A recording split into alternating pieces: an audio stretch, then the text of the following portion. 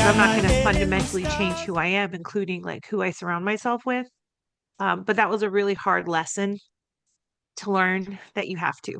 I didn't It's a like it huge one. at all. And for me, Tiff, it's even layered because when you go from friend, colleague to boss, now I'm worried about that person saying, "Oh, you've changed," right? Yeah, And yeah. so I'm worried about how I'm landing on them and how they are, viewing me.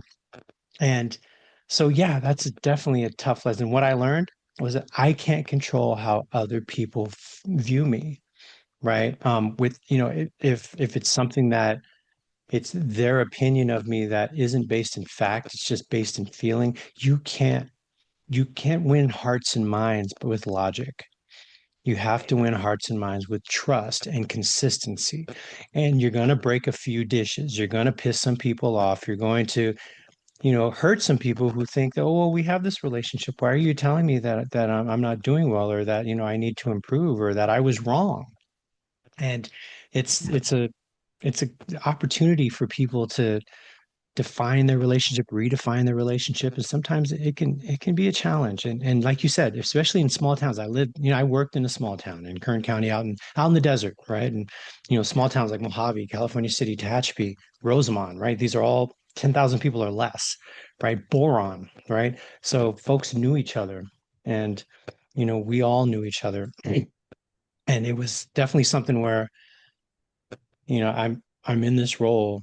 I'm the same person with the same mission, Mhm. which means that, but I also have responsibilities to my job. So I'm going to hold all of us accountable to those responsibilities. And, maybe it's in a way that our previous boss didn't, right? Maybe it's in a way that maybe they did, but in a different way. But just recognize that, my heart's in the same place. And you guys come talk to me and let me know what you guys are experiencing, and we can have that conversation.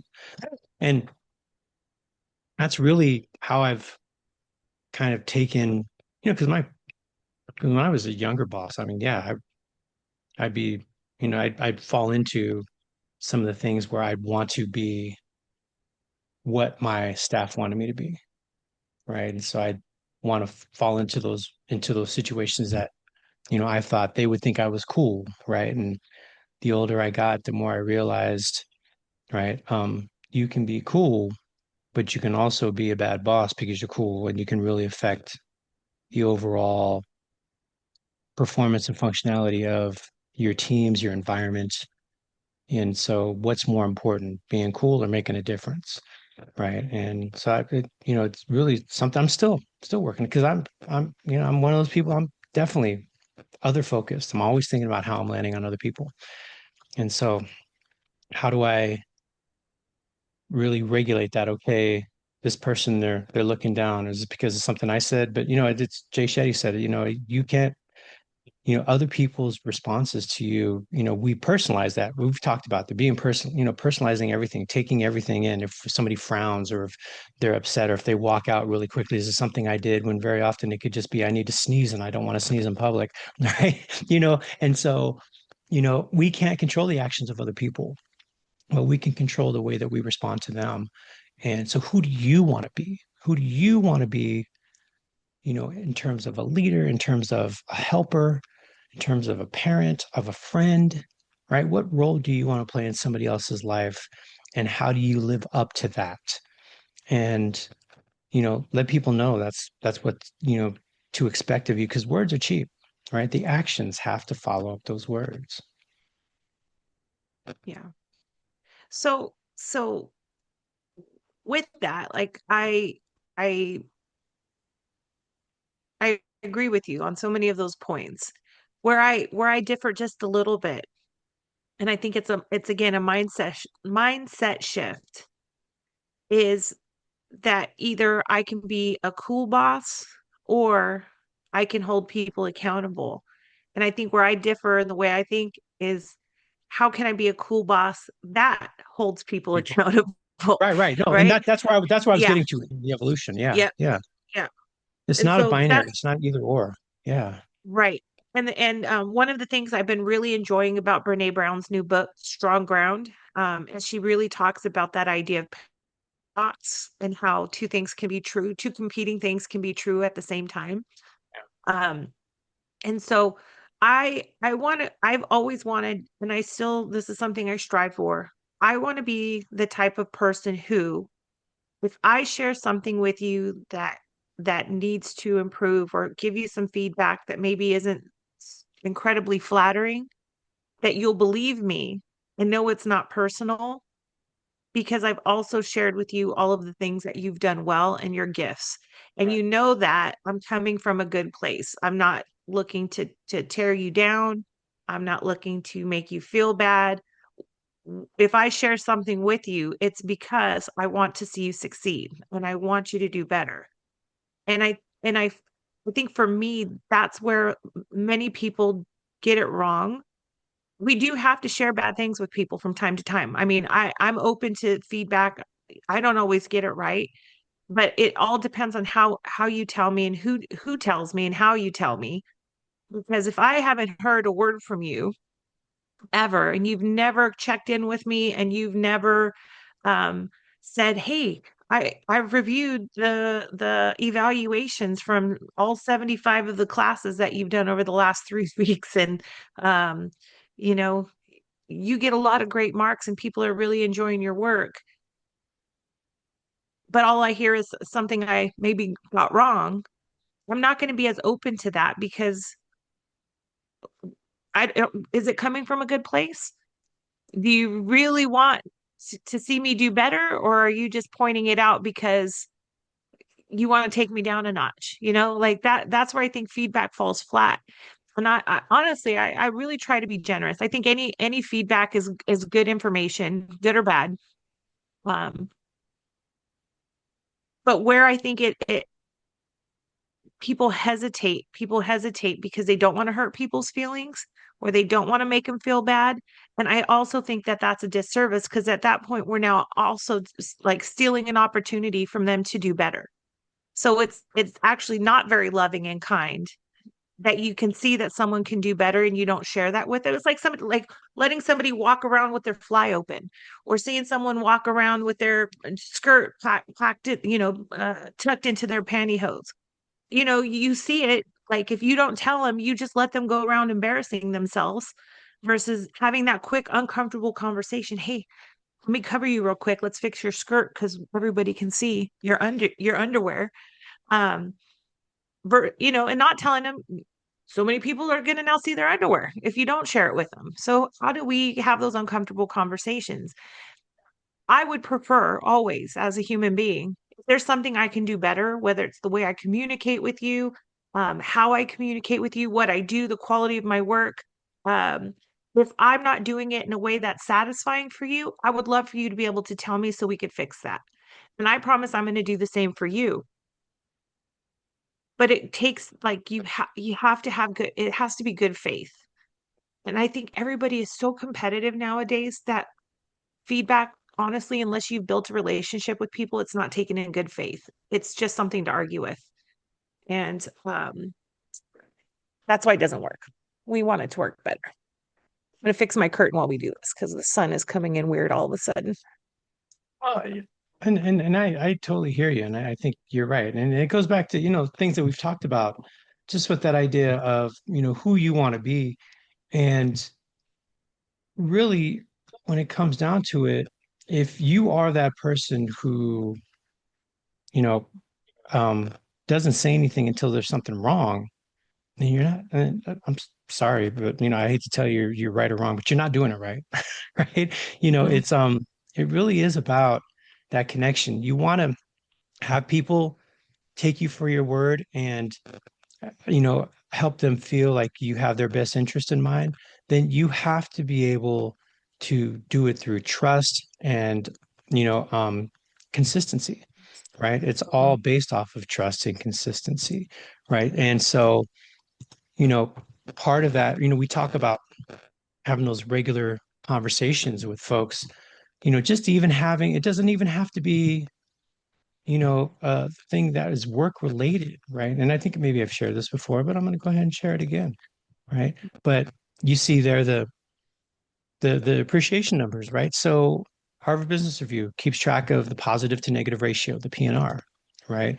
And I know in one of your classes I subbed for you one time, Tiff, you talked about the Lazada line, right? So for every time you have a negative conversation, you should have three positive conversations. Really what the PNR is about just having a human conversation, right? Just a positive interaction that has nothing to do with a mistake that was made at work, right? How was your day? How was your weekend? Right? Did you watch the game? You're going to watch the game tonight, right? Did you go see Wicked? From what I heard, Wicked. I don't know. I may wait till it comes out on TV, right? But just thinking about having those conversations. How was your daughter's quinceanera, right? How was your son's travel baseball tournament? Whatever it is, and also, hey, great work with that client. We got good feedback from them, or your team's numbers are shooting through the roof. You keep up the good work. What are you guys doing to do that? Having those conversations so that when you have a negative conversation with them, they know it's coming from somebody who recognizes that they do good work and actually is interested in them as a human being, right? So that way you don't have that, gosh, do I do anything right? Because I've had that. I've had that. Do I do anything right? And I've had a boss tell me, well, you see it on your paycheck, don't you? Because she thought raises and bonuses once a year was all she needed to do to let me know that I was living up to her expectation. But then if you get that one thing where somebody's not telling you something, but it's showing up, but then that person's telling you 20 times a year that something's not right and something's messed up, you start feeling like, okay, so what's the point, right? Is your bonus and raise fulfilling you, or is it, hey, look, the people that are around you? So who do you look for? Maybe you look for your staff, maybe you look to your customers, right? But you don't look to your boss.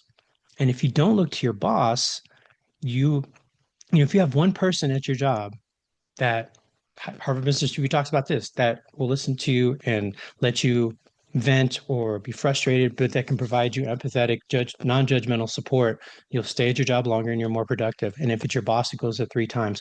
But a unmotivated, unengaged boss lowers the engagement of their staff by three times, right? So, and it may not even be that your boss is unmotivated. They just may not know how to talk to people. Because I don't know about you, Tiff, but I was raised with my bosses. If you don't hear from them, you're doing good. And so, like I said, in our brains, we hear that, and that is our way to move forward, right? That is our go-to. Well, if you don't hear from me, then you're doing okay. So don't worry about it. But that's not what people are looking for, especially the younger generations. They want feedback. They want regular feedback. They want, you know, um, millennials want regular feedback on how they're doing. Gen Z wants immediate feedback on how they're doing or if something messed up, right? They want to be able to talk through it, hash it out, and figure out, what's the next move. And so, staying just keeping away from people, actually, that's where your brain, you have a gap in knowledge. Hey, I know I have a boss, but do they think I'm doing okay? I haven't heard from them. All it takes sometimes is, hey, you're a rock star. I'm kidding. I'm kidding, Tiff. Look, she, she's here for blood. She's gonna choke slap me. Um, and but just specifically, hey, how are things going? How are you feeling? Right? What are you seeing? Yeah, well, yeah, things look good, or you're doing pretty well here. Your numbers are here. There's one thing here that was an issue, and I just want to get your side of the story and see what happened. So that people know we're here to work on an issue, not pile more crap on you that you're terrible. Because if Yeah. you don't let people know, people need to know. They need to know that they're valued. And when people think about recognition, I don't need a recognition, appreciation. I don't need a pat on the back. I don't want to stand up in all staffs, whatever it is. But appreciation and recognition means that you are valued. And I think everybody wants to know that they're valued at their jobs. And they might take it in different ways. Some people will see that paycheck and say, well, I know I'm valued. Some people, want their boss to take them one on one. Some people want public praise. Some people want that email or that plaque or that certificate. Whatever it is, people want to know that you see them and that their efforts are valued. That's really what's at the heart of appreciation and recognition. Well, so I've heard it described before as and I use this because it resonates with me so much. The idea of even like bowling, right? Feedback is like you're bowling. And so if you're bowling, you get immediate feedback on if you're doing well, right? So if I'm in the frame, I'm not a big bowler, but if we have 10 frames and the goal of each frame is to get a strike. If I get a strike, that's very valuable. If I get if I knock down some of the pins, I get a second chance and I'm looking for a spare. So spare is also valuable, but of course we get points for every pin we knock down. So Unless if you're I'm Prince bowling, Harry, unless you're Prince Harry, you're not. oh, I'm sorry. That's bad. so it's I okay. feel bad, folks. I'm sorry. Go ahead. So Continue. as I'm bowling, I'm getting immediate feedback about my performance. If I get a strike, we all celebrate. If I get a turkey, we can all celebrate. If I get a spare, we can all celebrate. If I get a gutter ball, everybody can, neener, neener, you got a gutter ball. Like I have immediate feedback about my performance. And so that tells me to either keep doing what I'm doing because I'm doing it well, because it's leading to valuable results, or if I keep hitting gutter balls, it's telling me I have to do something different because I am not knocking down pins, which is the whole point of the bowling. So if we're bowling in a normal circumstance, we're getting that immediate feedback. We're getting to celebrate the wins. We're getting to acknowledge the losses. We're able to adjust how we're performing throughout the game. We might put up the like if I just got 16 gutter balls, it might be time to say, can we put the bumper cards up? Yeah, I know I'm not 12 years old, but can we put the bumper cards up because this is terrible. But again, there's a solution. Versus, imagine what it would feel like to bowl if the lane had a big sheet in the front of it. You just threw your bowling ball. You don't get to see your score till the very end. Would it still be fun? And the chances are probably not so much. I wouldn't want to bowl a whole game thinking I just got all strikes and find out I hit the gutter ball every time and didn't have an opportunity to correct that throughout the game. The same is true if I bowl a perfect score and I end up with a 300. I've also been robbed of all of those opportunities to do my strike dance or my turkey dance, to celebrate like how good I'm bowling. I just get the thing at the end, like, oh, wow, I did great. That's amazing. But I also missed 10 opportunities to celebrate that strike.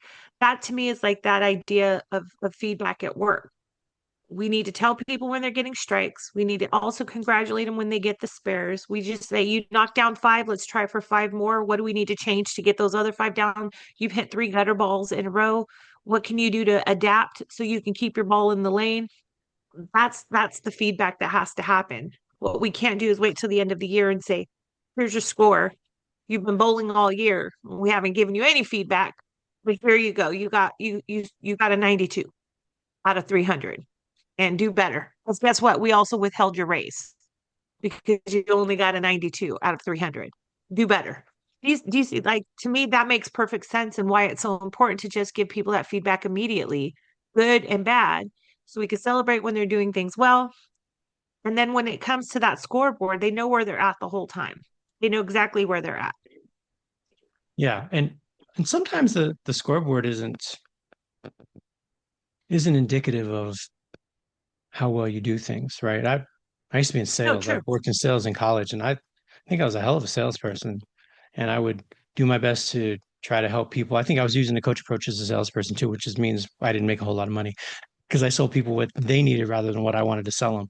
But one of the things that you can spend, you can give the most information, you can help people find out exactly what they want, and then they get all the specs from you, all the deals, all the understandings, and they go to Best Buy and pick it up. Right. So, sometimes, it's I used to bowl in a league. And for me, the strikes and the spares were a product of the approach that I took to rolling the ball. So, there and it's being in your stance, how many steps towards the line, when do you start your swing, keep your elbow in, right? There's all these other, it's just like with golf, when I line up a shot now with golf, you know, I line it up, I'm even if and I'll find my I do this all the time because like my driver is this way. I have to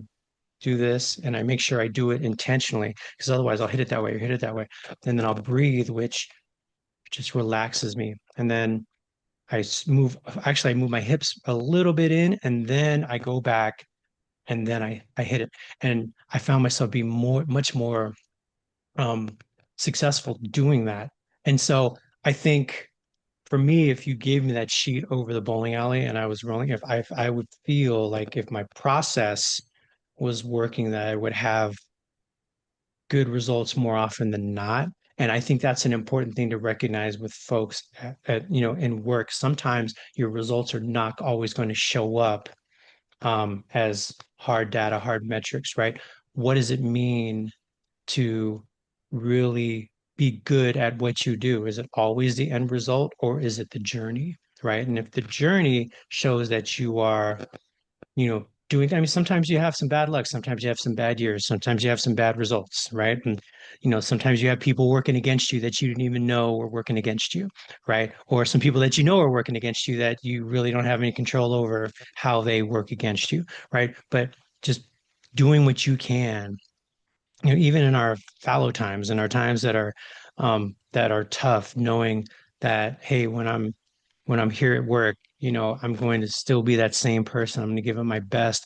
I'm not, that, and to have somebody that can give you that feedback, to let them know that they see you in that process is really validating for folks because, like I said, results aren't always going to show up, but the attention to detail that you take towards what it is you do. And that's really important in welfare to work and case management and just human services, because not every client is going to follow that road. In fact, most clients don't follow that road that you're helping them down, and they may not get it until after they have stopped being your clients.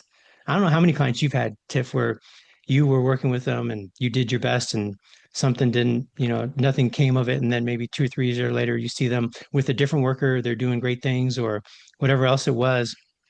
And a lot of people will equate to, well, that they're a good worker and you're not. I've had clients where I know I did my best and I did everything I could to help them. And whatever seed I planted flowered 3 or 4 years later. And I know that I could feel like, okay, well, I did my best to help them get there and now it's getting there. So, hopefully, they took some of what I was able to do with them and utilize it now. So that's such an important thing for managers and leaders to recognize your folks. It's not always about the data, right? The data is going to show up, but what about the intangible data, right? If you don't talk to people about, them having a good attitude and talking in a positive way about the organization to their folks, or not being negative around the water cooler and not talking about, we're not doing this, we're not doing that, or look at that person over there, look at that person, or just those little things like that. Positive attitude, teamwork. What does it mean? Right? What does it mean to be a team player? Does that mean that everyone wins the championship? I guarantee you there are 30 teams, 31 teams. How many teams are there? Shit, I forgot.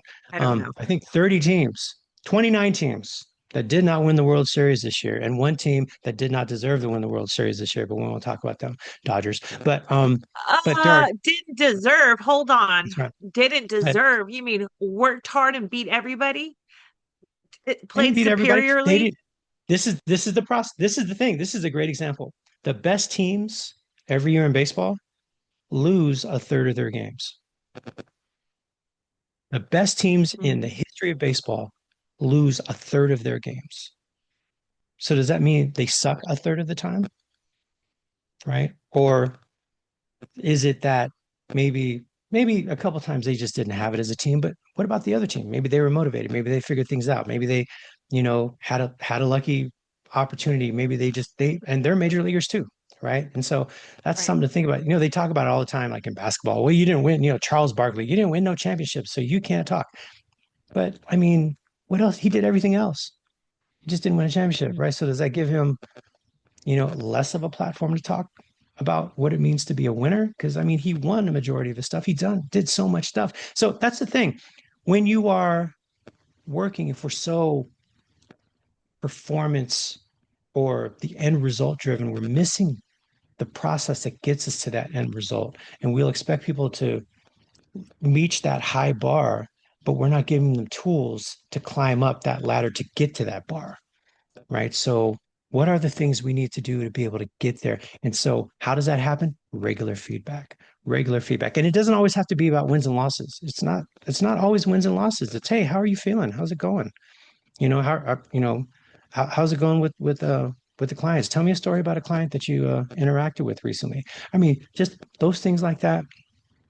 How much can that help that line staff say, wow, my boss actually is interested in not just the end results of my work, but how I'm doing my work. And that makes me feel like I'm in the right place to be supported. And that's what the younger generation wants. They want to know that they're being supported and that they're in a place where it's matching their values.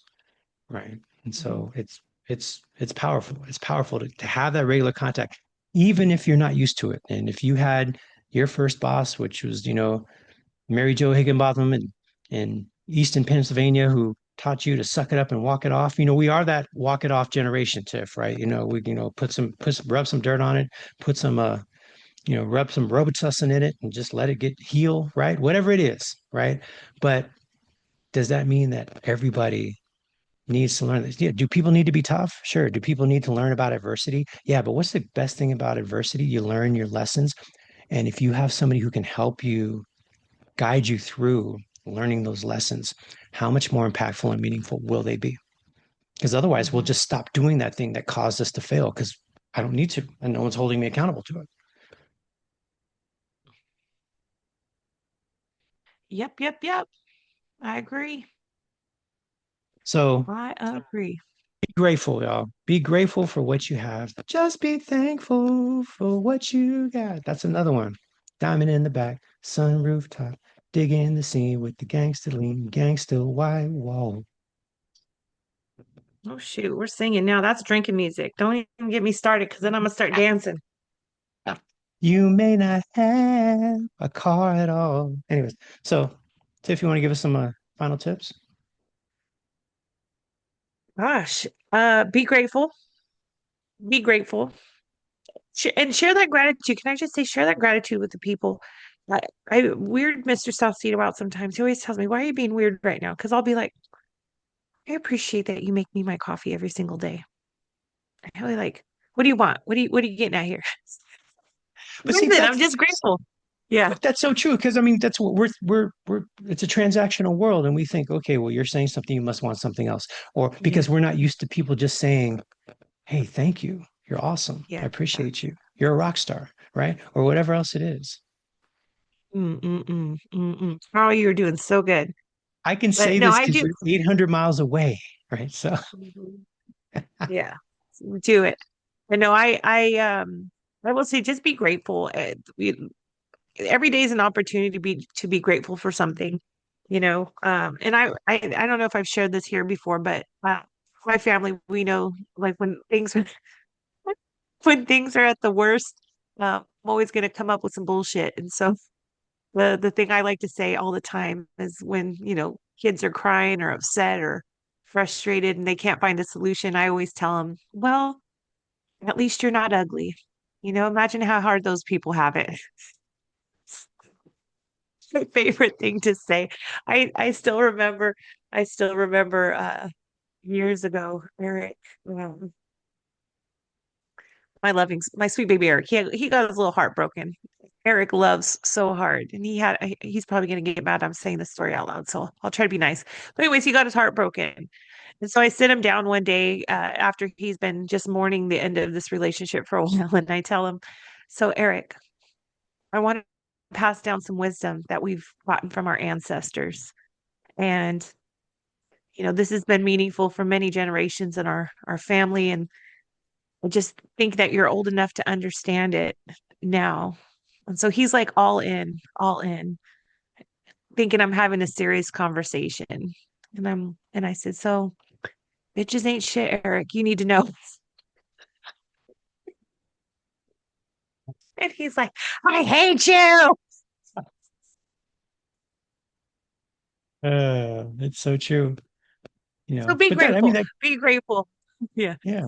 And use, we talk about boundaries, positive limit setting, right? I mean, if you were raised with, hey, if you don't clean your room, we're not going to the zoo,